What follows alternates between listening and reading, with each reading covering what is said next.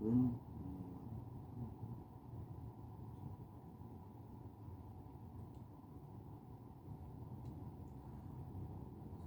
di sini akan menyampaikan tugas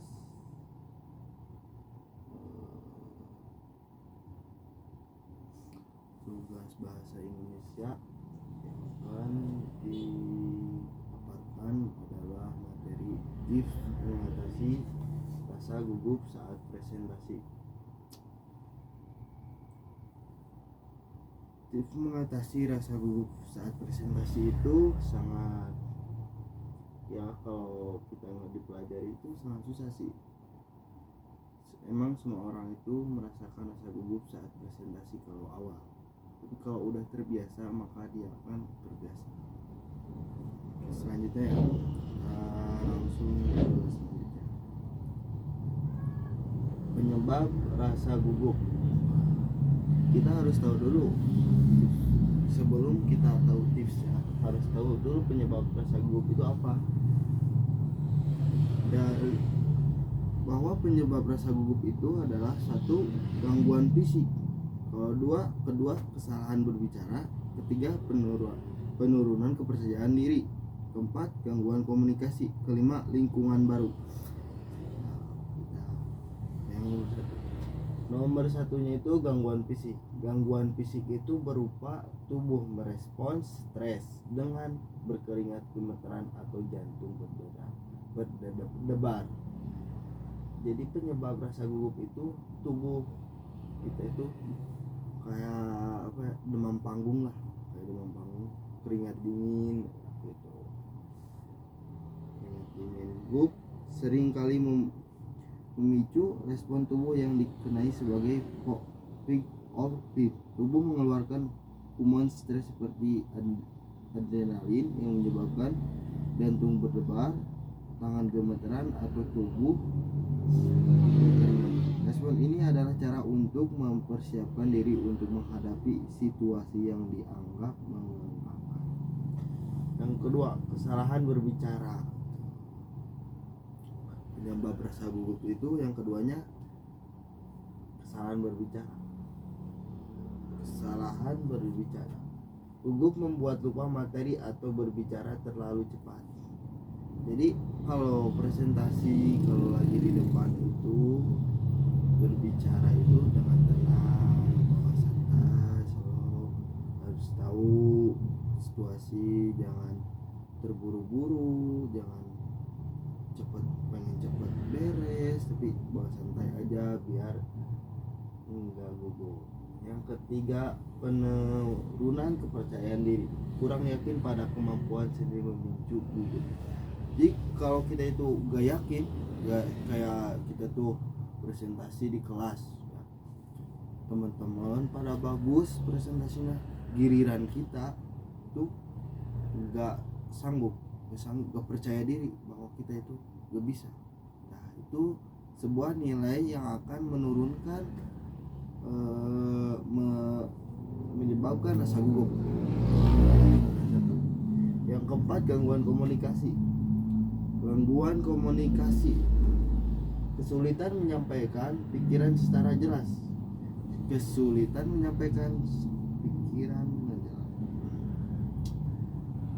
Ketika gugup seseorang mungkin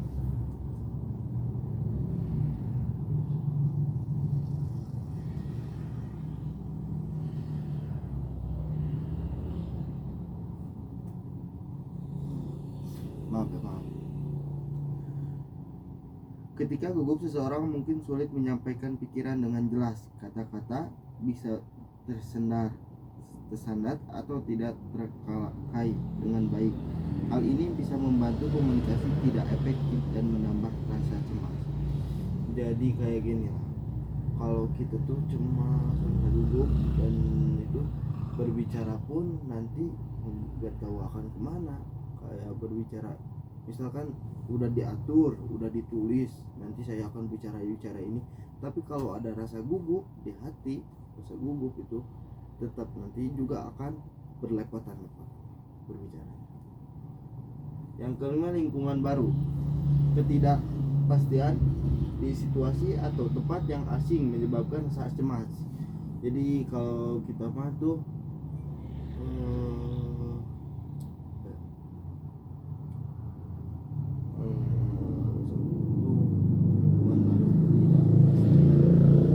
kalau kita sekolah,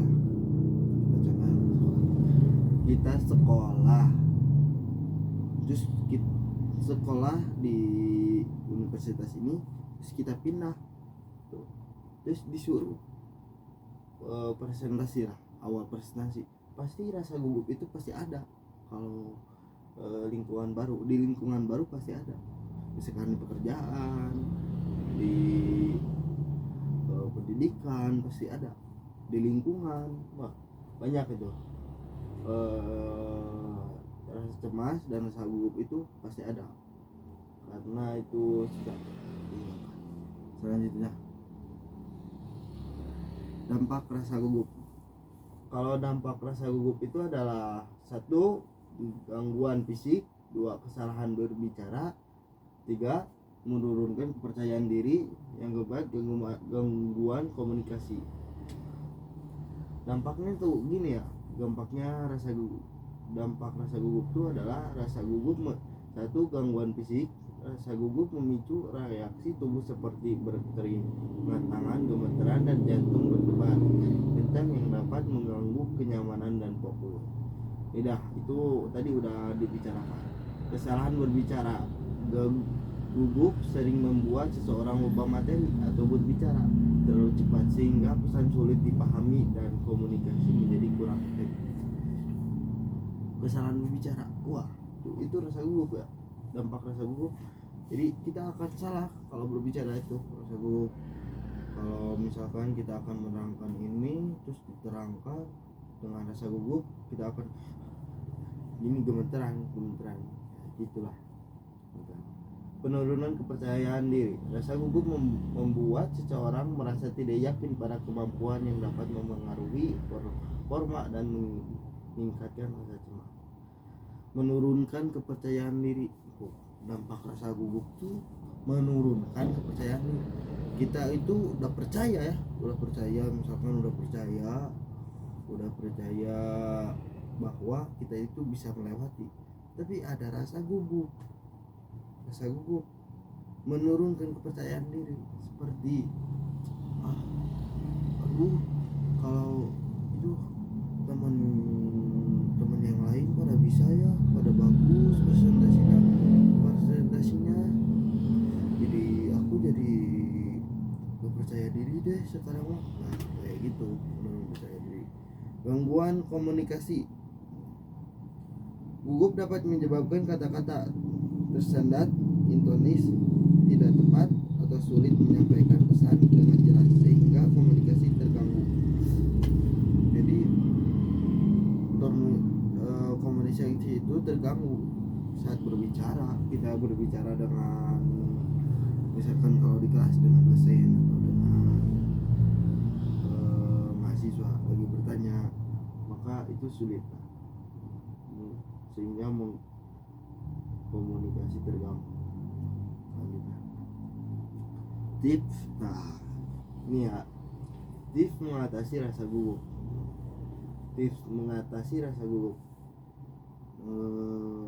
Ada 1, 2, 3, 4, 5. Ada 5 ya.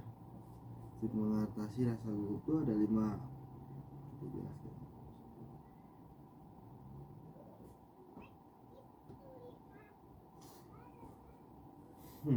Persiapan yang matang. 1. Persiapan yang matang. Teknik relaksi. Yang ketiga, mengelola pikiran. Yang keempat, interaksi dengan audiens. Yang kelima, latihan berulang. Kita jelaskan satu persatu. Persiapan yang matang. Kuasai materi dan situasi agar lebih percaya diri. Jadi kuasailah dulu materinya. Baca dulu, misalkan kalau mau presentasi makalahnya baca dulu, terus PPT-nya baca dulu, terus pahami dulu cari di internet, cari ini kenapa tanya, langsung aja dipresentasikan kalau udah persiapan yang matang. Tapi kalau enggak persiapan yang matang, seperti nanti dibaca aja, nanti dibaca aja ya, nah, nanti akan ada rasa gugup di situ. Yang kedua, teknik relaksi. Teknik relaksi, lakukan pernapasan dalam atau meditasi untuk menenangkan tubuh. Melakukan pernapasan dalam meditasi atau relaksi otot dapat menenangkan pikiran atau tubuh sehingga membantu mengurangi gejala fisik seperti gemetaran atau penyakit. Jadi kita itu harus kalau bernapas gini, keluarkan, jangan kayak yang lari jangan gitu, nanti rasa gugup. Yang ketiga, mengelola pikiran. Fokus pada hal positif dan hindari berpikiran negatif. Fokus pada hal positif. Fokus pada hal-hal positif dan yakinkan dari bahwa Anda mampu menghadapi situasi tersebut. Hindari pikiran terlalu jauh tentang kemungkinan buruk yang belum terjadi. Jadi kalau kita itu di depan lagi presentasi,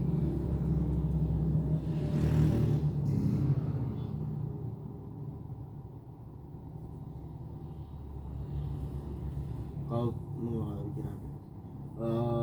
mengelola pikiran yang ketiga, maaf ya, kita itu lagi di depan, misalkan kita itu harus fokus ke tujuan kita adalah mengasih materi dan menyampaikan materi dan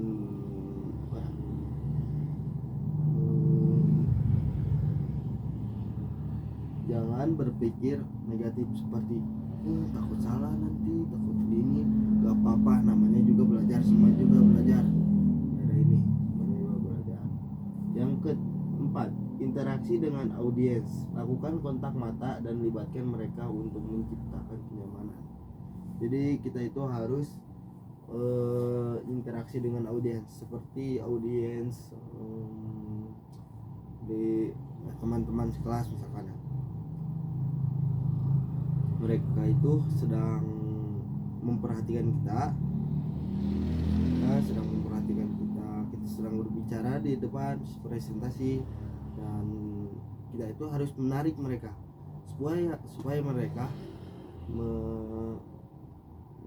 mendengarkan kita itu biar ngarep biar ya gitulah, biar masuk pikiran mereka. Kalau kita itu nerangkan seperti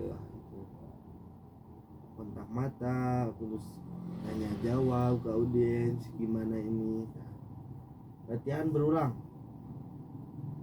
Yang kelima, latihan berulang seperti berlatih terus menerus agar lebih terbiasa dan percaya diri. Jadi kita itu harus berlatih seperti presentasi terus, jangan mundur, harus lawan terus, jangan nggak mau malu, jangan gitu. Tipsnya itu latihan berulang, berlatih terus menerus agar lebih terbiasa dan percaya diri. Jadi tips mengatasi rasa gugup itu adalah persiapan yang matang, yang ke-1. Yang kedua, teknik relaksi. Lakukan teknik relasi itu adalah pernapasan. Kita harus bisa teknik pernapasan. Yang ketiga, mengelola pikiran kita harus fokus, jangan pikirkan yang negatif. Yang keempat, interaksi dengan audiens. Kita ajak ngobrol audiens, kita itu terserah, pokoknya audiens itu supaya menarik ke kita. Yang kelima, latihan berulang.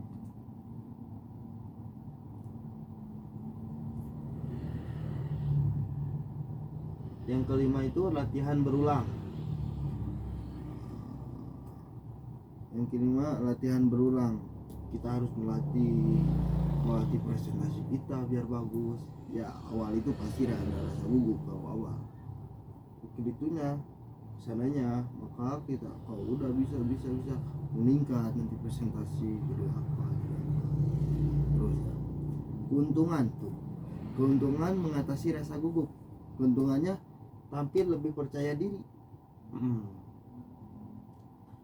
Ketika rasa gugup teratasi, Anda akan terlihat lebih tenang dan yakin dalam bertindak atau berbicara. Hal ini membuat orang lain merasa nyaman dan percaya pada kemampuan Anda. Tuh, tampil lebih percaya diri. Ingat, keuntungannya itu jadi orang lain tuh percaya bahwa kita itu pasti bisa menyampaikan semuanya, pasti bisa. Keuntungan mengatasi, tapi lebih percaya diri. Yang kedua, menyampaikan pesan lebih efektif dengan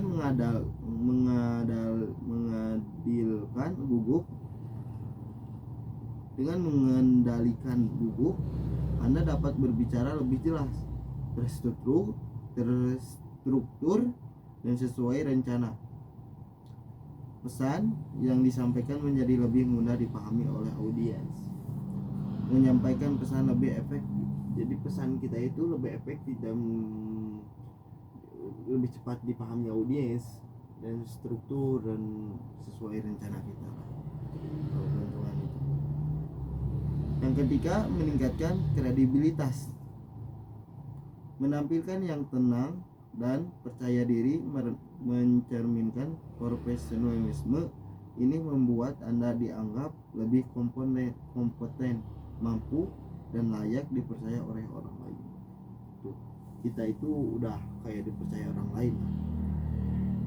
Kalau keuntungan mengatasi gugup itu kita dipercaya orang lain, maka kita harus belajar.